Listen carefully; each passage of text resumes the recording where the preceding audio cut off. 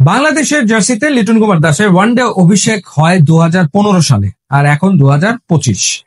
10 বছর পর সবশেষ 10 ওয়ানডে ম্যাচে লিটন কুমার দাসের রান হচ্ছে 35। এর ভেতরে 4টা ডাক, 4টা শূন্য, এবং শ্রীলঙ্কার বিপক্ষে জিরোর হ্যাট্রিক করেছেন লিটন কুমার দাস। ইনফ্যাক্ট সবশেষ যে 8টা ইনিংস খেলেছেন সেখানে বোধহয় তার রান হচ্ছে 13। এবং কেন তিনি দলে, সেই প্রশ্ন তো উঠেছে। শ্রীলঙ্কার বিপক্ষে চলমান ওয়ানডে সিরিজের যে বাকি 2 ম্যাচ, সেই 2 ম্যাচে তিনি একাদশে থাকবেন কিনা সেটাও আসলে একটা আলোচনার বিষয়। কারণ নাইম শেখ, তাকে প্রথম ওয়ানডেতে বিবেচনা করা হয়নি, নিশ্চিতভাবে দ্বিতীয় ওয়ানডেতে নাইম শেখ একাদশে ঢুকবেন। এখন তিনি কার জায়গাতে ঢুকবেন? তিনি কি পারভেজ হোসেন ইমনের পরিবর্তে খেলবেন, নাকি লিটন কুমার দাসের পরিবর্তে একাদশে ঢুকবেন, সেটা একটা প্রশ্ন বটে। মোট কথা হচ্ছে যে লিটন কুমার দাস নিজে সিদ্ধান্ত নিয়েছেন তিনি ওয়ানডে দল থেকে আসলে বাদ পড়বেন। না হলে এরকম পারফরমেন্স হচ্ছে তার, যেটা শোচনীয়। একজন ক্রিকেটারের 10 বছর হয়ে গেছে ওয়ানডে ক্রিকেট খেলার অভিজ্ঞতা, কিন্তু তারপরেও তিনি সার্ভাইভ করতে পারছেন না ওয়ানডে ফরম্যাটে। এবং আমরা দেখলাম যে নতুন বলে তার প্রবলেম হচ্ছে, নতুন বলে বারবার তিনি আউট হয়ে যাচ্ছেন। এরপর আমরা শুনলাম নির্বাচক লিপু ভাই তিনি বললেন যে অপোনেন্ট তাকে শুরুতে ট্র্যাক করে ফেলছে, এই কারণে তাকে ওয়ানডে টিম থেকে বাদও দেওয়া হয়েছিল। তিনি চ্যাম্পিয়ন্স ট্রফি টিমে ছিলেন না, আবার তিনি ফিরেছেন। এবং এবার আমরা তাকে নতুন একটা জায়গাতে দেখলাম, যেহেতু মুশফিক এবং মাহমুদুল্লাহ রিয়াদ নাই, সেই কারণে তাকে একটা নতুন ব্যাটিং পজিশনে আমরা ব্যাট করতে দেখলাম, কিন্তু ফলাফল একই, অর্থাৎ তিনি আবারও আসলে ব্যর্থ হয়েছেন। তো এই ব্যর্থতার বৃত্ত থেকে তিনি বেরোবেন কেমন করে? আমার মনে হয় যে লিটন নিজেই তো সিদ্ধান্ত নিয়েছেন যে তিনি দল থেকে বাদ পড়বেন।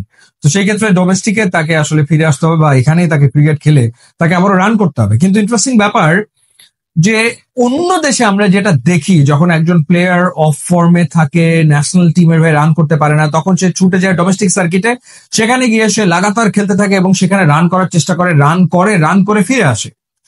সবশেষ যে ঢাকা প্রিমিয়ার লিগ ক্রিকেট হলো, সেখানে লিটন কুমার দাস তিনি আসলে দলই পাচ্ছিলেন না। এখন আপনি ভাবতে পারেন যে লিটন কুমার দাস আসলে দল পাচ্ছিলেন না তার ফর্মের কারণে, ব্যাপারটা তা ছিল না। লিটন কুমার দাস ঢাকা প্রিমিয়ার লিগ ক্রিকেটে দল পাচ্ছিলেন না কারণ যে টাকা তিনি চাচ্ছিলেন সেই টাকা কেউ তাকে দিতে চাচ্ছিল না। এবং তিনি মোটামুটি সিদ্ধান্ত নিয়ে ফেলেছিলেন যে যে অ্যামাউন্টটা তিনি চান, পত্রপত্রিকা ওই সময় খবরও বেরিয়েছিল যে 50 লাখ টাকা তিনি চাইছেন, এই টাকা না দিলে লিটন কুমার দাস খেলবেন না, দরকার হলে তিনি ঢাকা প্রিমিয়ার লিগ ক্রিকেটে খেলবেন না। অর্থাৎ টাকাটা তার কাছে গুরুত্বপূর্ণ, ঢাকা প্রিমিয়ার লিগ ক্রিকেটে খেলাটা তার কাছে গুরুত্বপূর্ণ না। তো এই যদি মাইন্ডসেট হয় একজন ক্রিকেটারের, যে একটা সময় গিয়ে যেটা তার নেশা পেশা ধ্যান জ্ঞান হওয়ার কথা, সেটার চেয়ে যখন টাকার পরিমাণটা তার কাছে গুরুত্বপূর্ণ হয়ে ওঠে, তখন আসলে ডেফিনেটলি তার মাইন্ডসেট কোয়েশ্চেনেবল। এবং লিটন কুমার দাসের এই যে পারফরমেন্স, এই পারফরমেন্সের অন্যতম কারণ হচ্ছে তার মাইন্ডসেট, তার মানসিকতার সমস্যা।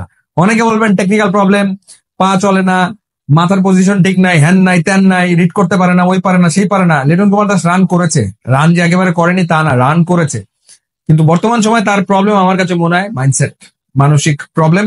এবং এটা তার চোখে মুখে বোঝা যায়। যখন ব্যাট করতে নামে তখন মনে হয় যে রাজ্যের হতাশা তাকে গ্রাস করেছে, বা পুরো পৃথিবীর চাপ তার কাঁধের উপরে এসে পড়েছে, তার চোখ মুখের দিকে তাকানোই যায় না। কোনো সময় তাকে দেখবেন না যে সে উইকেটে খুব এক্সাইটমেন্ট নিয়ে আসলে ক্রিজে আছে, ক্রিজে গেছে, মনে হচ্ছে যে এই বুঝি আউট হলো, এই বুঝি আউট হলো। এটা আসলে মানসিক সমস্যা, যে সমস্যা থেকে তাকে আসলে বেরিয়ে আসতে হবে। লিটন কুমার দাসের ব্যাটিং নান্দনিক, দৃষ্টিনন্দন, এই ব্যাপারে কারো মনে কোনো সন্দেহ আছে বলে আমার কাছে মনে হয় না, কিন্তু তিনি রান করতে পারছেন না। সো আমরা আশায় থাকবো, যেমনটা আমরা আশায় থাকি যে লিটন কুমার দাস রান করবেন। যদি নেক্সট ম্যাচে সুযোগ পায়, কেমন লিটন মেকা সেঞ্চুরি, আশা করি একটা সেঞ্চুরি করবে লিটন কুমার দাস যদি সুযোগ পায়। বাট সেই সুযোগ পাওয়ার সম্ভাবনা ক্ষীণ হয়ে আসছে এবং নিজেই লিটন দল থেকে বেরিয়ে যাচ্ছে। ইউটিউব ইনস্টাগ্রাম লিঙ্ক দেওয়া আছে, আপনারা যোগ দিলে খুবই খুশি হবে। Thanks for watching.